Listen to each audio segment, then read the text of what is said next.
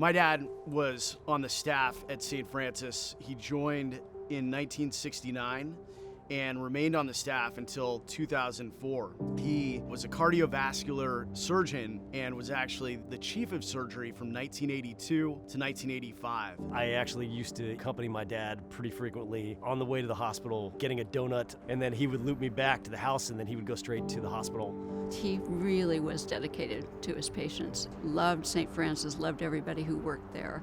And so it certainly was fitting that he was there at the end of his life and had them take care of him. I practice a type of medicine called palliative care. When I get a consult on a patient, it's not just the patient who's my patient, it's whoever the patient says is somebody that is close to them, somebody that matters. I'm working with people to help them understand what's going on with their disease process, maybe coming to a place of acceptance. And I do a lot of work with patients who are at end of life. Nobody's ready for the end of life kind of decisions and what you have to go through when you're trying to figure out what to do when somebody that you love is really at the end of their road. I just remember all of us huddling around Donnie and just so calmly giving us all of the options, talking us through choices that we needed to make. Gavin Newsom sent us this mandate that we are not allowed to have any visitors in the hospital. For me, the care that I do is with people. It's important for me to hold a patient's hand at the bedside. And so when I can't do that, it really made me think about how I had to rework how I do my practice. What I do is I create moments for people here in the hospital.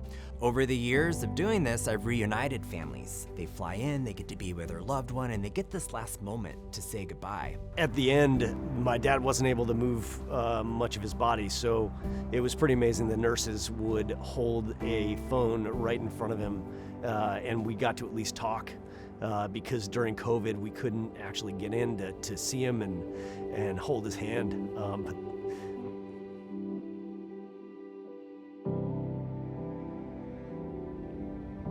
I feel so horrible when I'm telling these families that you can't come in and have this moment with your loved one.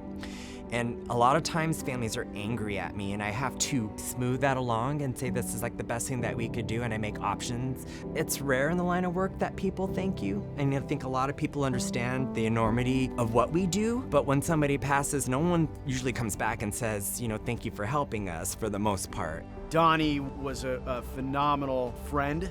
To have his knowledge and have access to him and have him be there as a friend and a resource throughout the process. He gave the experience for us real humanity. I know that they deal with some incredibly hard situations and probably a lot of people who at the time aren't able to thank them, and the fact that they are able to keep their heads up, continue to give the best treatment possible and keep their spirits up. You have to be a truly special person to work in a hospital. Many thanks to Donnie, and of course the nurses are so incredible and so helpful and wonderful at St. Francis. We are very grateful to them. Thank you so much.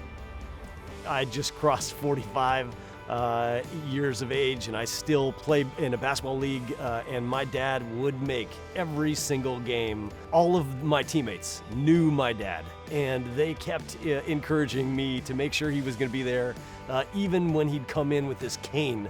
Guarantee you I was the only 40-year-old guy with his dad in the stands watching him play hoops.